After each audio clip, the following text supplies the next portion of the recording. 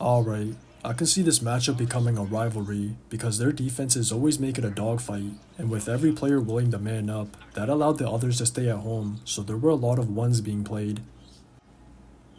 Even when the others had to show at times, they were still quick to recover and always gave multiple efforts, so those first lines were intact.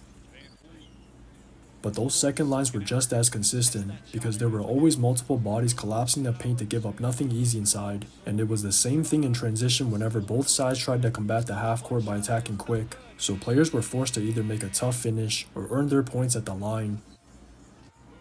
Fortunately for the Thunder, they were able to convert their free throws, but unfortunately for the Rockets, that was one of their main issues, because they had a few bad fouls from deep, and they left 10 points on the table in a game where buckets were tough to get, so those made a big difference.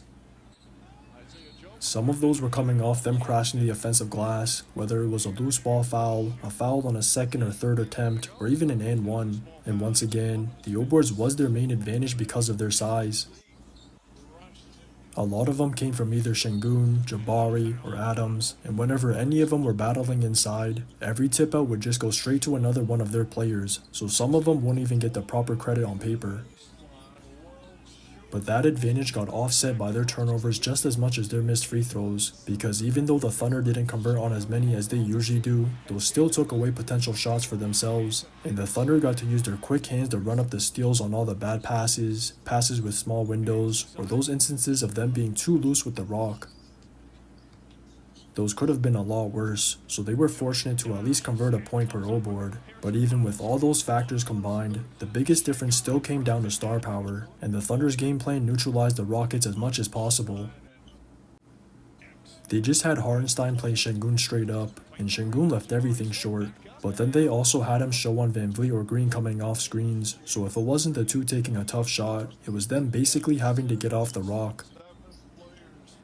At least the three were better in the second half, because Şengün made more of his shots, and he was unlocked in the short, because VanVleet and Green got a little looser, so all of that started opening up their three ball. But the Thunder were fine with Thompson eating on the backside, or giving up open looks from deep to Brooks, Tari, or Jabari, because as long as the stars weren't getting theirs, there wasn't going to be enough firepower to keep up in scoring, and it proved to be true. The Rockets' game plan was to blitz Shai in the SNR, or read everything on the perimeter with all of his angles being shaded to keep him in front, but none of that worked in the third, and he single-handedly started to shift the momentum in their favor.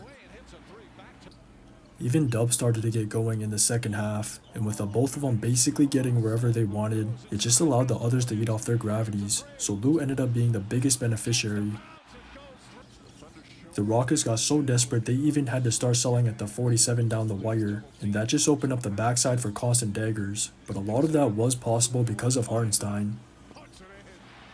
He was consistently making the right reads to score or pass the entire night, not only during that stretch, whether it was on the roll, the short, or just making himself available inside, and he was the unsung hero.